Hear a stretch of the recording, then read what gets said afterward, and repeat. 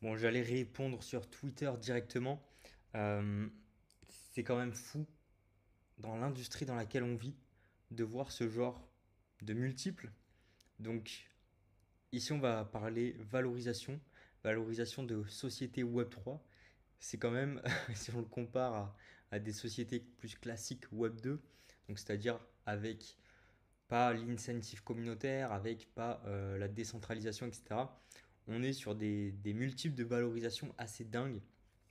Donc pour poser le décor, ici on a une blockchain qui fait 4 millions de frais annuels et qui est valorisée 400 millions. Donc ça veut dire un ratio de 1%. Donc la valorisation est égale à 100 fois les revenus annuels. Pour vous donner un ordre d'idée sur de la tech en général, sur un SaaS, donc c'est des software as a service, donc c'est un logiciel concret qu'on va vendre par abonnement, etc. Et bien généralement, les multiples de valorisation sont, et encore ils ont, je pense, un petit peu baissé depuis 2 ans, notamment dû à l'IA où il y a beaucoup plus de concurrence, beaucoup plus facilement, beaucoup plus rapidement. Et bien on est sur ce qu'on appelle l'ARR, donc et c'est pas AR, hein, rien à voir, c'est annuel revenu recurring, donc les revenus annuels. On prend ce chiffre-là et on fait un multiple entre x8 à x15 pour avoir une fourchette très large et on trouve la valorisation. Il y a plein de choses qui rentrent en compte, mais voilà. Un, un SaaS qui va faire 10 millions de revenus annuels, si on prend x10, il vaut 100 millions. Sauf que ici, on est sur des revenus annuels à 4 millions et la valorisation du token, on n'est pas sur l'equity de la société, c'est 400 millions. Donc un fois 100. C'est énorme. Ça veut dire que si j'achèterais, on va dire, toute la market cap, donc toute la supply du token, alors bien sûr, ça ne marcherait pas comme ça parce que euh, comme c'est des tokens, c'est liquide. En fait, si on achète au marché, si on achète, eh bien, ça va faire une pression acheteuse. Donc le prix derrière va augmenter parce qu'il n'y a pas assez de liquidité, il n'y a pas assez de vendeurs. Mais voilà, c'est pour ça que c'est différent aussi du non-coté et du coté, parce que là on est sur de la cotation en temps réel sur de la crypto, donc du token encore plus accessible. Donc encore moins de liquidité, donc c'est vraiment très différent. Mais voilà, cette blockchain, donc Arave, génère 4 millions de frais et est valorisée 400 millions. Et si on prend sur d'autres blockchains, eh bien, par exemple Solana, on est à 0,3% le ratio. Donc en gros, si je dis pas de conneries, au lieu de faire x100, on fait x333. Ether 0,1, donc ça veut dire qu'on fait x1000 la valorisation par rapport aux frais générés. Et ADA, du coup, il a mis ça pour rigoler. On est à 0,2%. Alors bien sûr, en fait, ça ne reflète pas du tout, on ne peut pas du tout comparer ça à des valorisations de sociétés classiques, parce qu'en fait, une blockchain, euh, ça dépend, mais généralement, c'est géré par une fondation, donc c'est-à-dire que la blockchain est là pour, on donne une infrastructure, et ensuite des développeurs vont construire des applications dessus. Et c'est aussi le problème du Web3 et des blockchains, c'est qu'elles ne font pas vraiment d'argent euh, à proprement parler. C'est juste une infrastructure, s'il y a des mecs tech, on s'entend. Euh, Tout est relatif. Mais voilà, on met à disposition une infrastructure blockchain, peu importe, et c'est aux développeurs de venir en open source et de développer des applications et de eux générer des revenus. Donc c'est pas la blockchain en elle-même qui va générer des revenus. Dans la startup que j'ai cofondée, la vision est quand même très différente où on est sur 3 layers différentes, 3 couches. On est sur la couche hardware, sur la couche software et sur les applications. Il faut le voir un peu comme un écosystème en mode Apple où Apple, c'est pas les moins chers, ils sont quand même très chers. Les spécificités du téléphone, elles sont quand même dégueulasses par rapport au prix.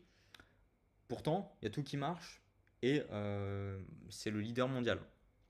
Parce que c'est un écosystème, tout en un. Ils maîtrisent le hardware, le software et les applications. Et en plus, il y a des applications open source, entre guillemets, qui enfin, c'est open source pour développer dessus. Alors bien sûr, ils prennent un frais, mais les développeurs peuvent venir développer sur l'App Store. Nous, c'est un peu le même principe, c'est on a la blockchain. Le but, c'est en effet de euh, décentraliser notre blockchain. Alors, je ne vais pas rentrer dans les détails, et en plus, on a une très longue roadmap, mais notre propre blockchain, on la décentralise avec les particuliers, avec notre hardware justement.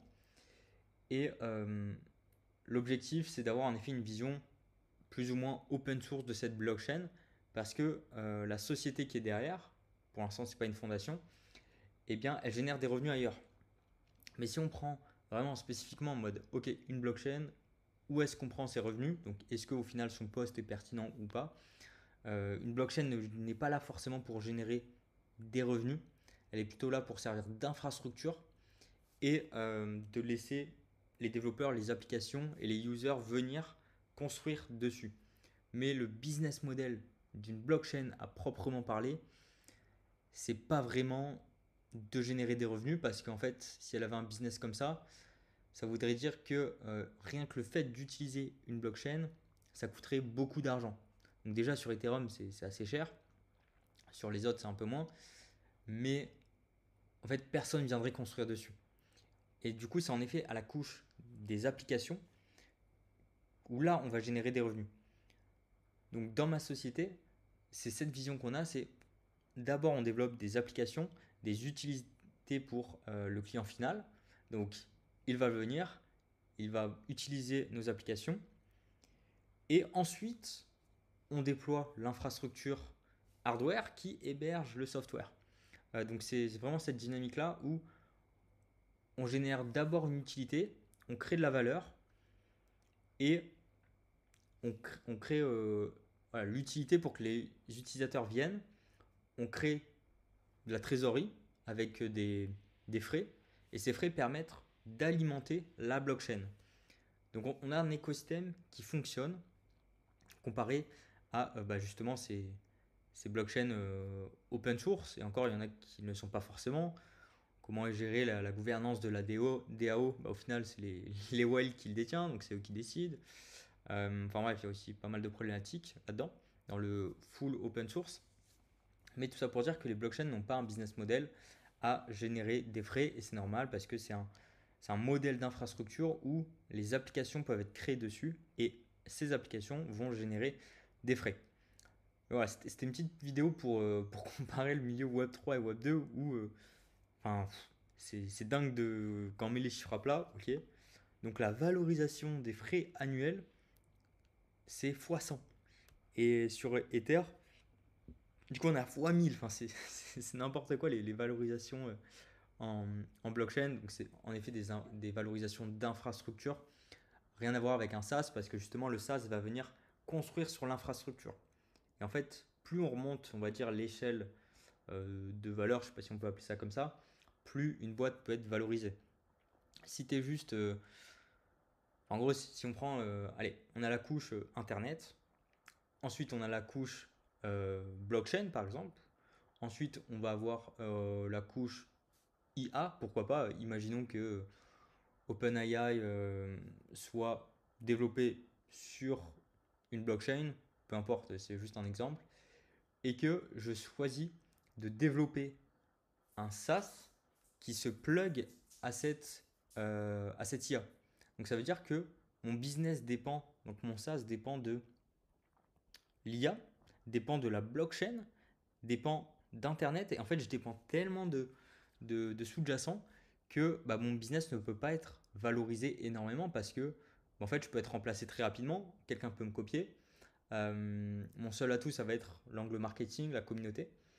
Mais je suis pas du tout irremplaçable. Alors que plus on remonte l'échelle de valeur, plus on est à la base et plus on devient irremplaçable. Et si on est irremplaçable, eh bien, on a tout compris, on est plus valorisé parce que les gens ont besoin de nous, donc on a plus de clients, peut-être pas forcément en direct, mais indirectement.